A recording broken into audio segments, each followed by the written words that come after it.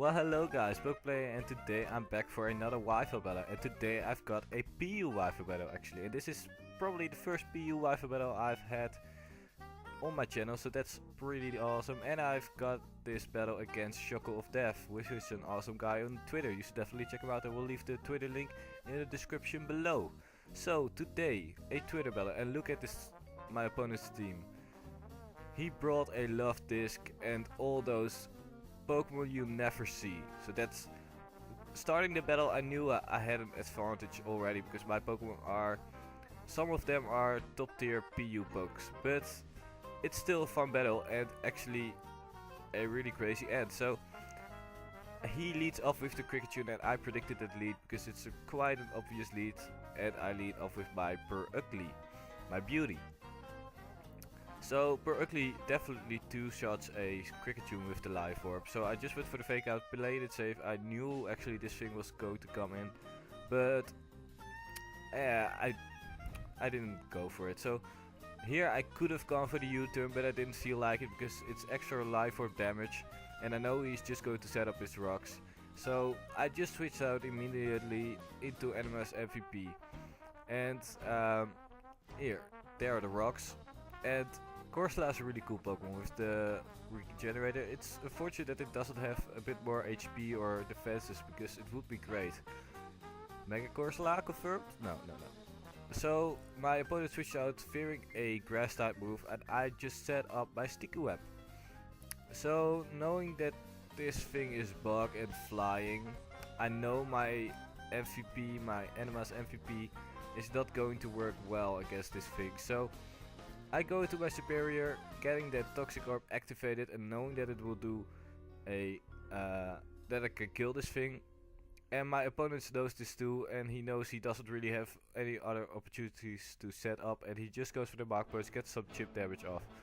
And it still does quite a good amount of damage because what's this thing's name again? Well, that's that bug type Pokemon. Doesn't have an awful lot of attack, but it has Iron Fist and all the punches and Mark Punch, Drain Punch even, and a lot of special defense, but for the rest it's not a really good Pokemon, that's why it's so low in the tier. So now my opponent switch into another bug type, and I go for the Wild Charge, knowing that it will bring him down to the Sash, and knowing that he will set up his Sash. So unfortunately I've got too much recoil to actually live a poison. So my opponent is still able to get off or leave this thing as a death fodder. So I switch in my beauty, knowing that I can just outspeed it and finish it off, and knowing that he would probably switch out or stay in, I just went for the return, knowing that it will take this thing out. And look at that beautiful Defiant boost. Oh, Defiant Berkeley is amazing, guys. I finally was able to get it because of ORAS Dex Death. It's just so great. I really wanted to use this thing for a long time, and now I'm using it. It's great. So the return does a really good amount of damage to a Corsola, being resisted. And now I just went for the knockoff, knowing that it will kill. I do get a crit, but I know that this crit probably did not matter because it's 130 base knockoff when you got an item, I believe, and yeah, I'm at +2, so I think that crit did not really matter, I think. So now my opponent switches to this thing, and this thing is the MVP on both sides. So this thing turned out to be Scarfed, and I just sacked this thing off, which was not the best play. I should have preserved this thing to have an amazing amount of fake out to hit this thing with. So knowing that he is Scarfed, I switched to this thing because I know I can take one hit at least. And I just went for the T-Bolt, hoping for him to stay in, but unfortunately enough my opponent makes the better play and switches out and goes into the sex of the Cricketune. So the Cricketune is dead right now, but it was already dead when it was on 1 HP. Cricketune doesn't have a lot of speed, so now my opponent switched to the Meatball, and I did not really know what to expect, so I just went for the Sludge Wave. Just seeing what my opponent wanted to do, and it's really cool to see a Sunflora actually work. I really love Sunflora, and well, I used this in my FU tier battle.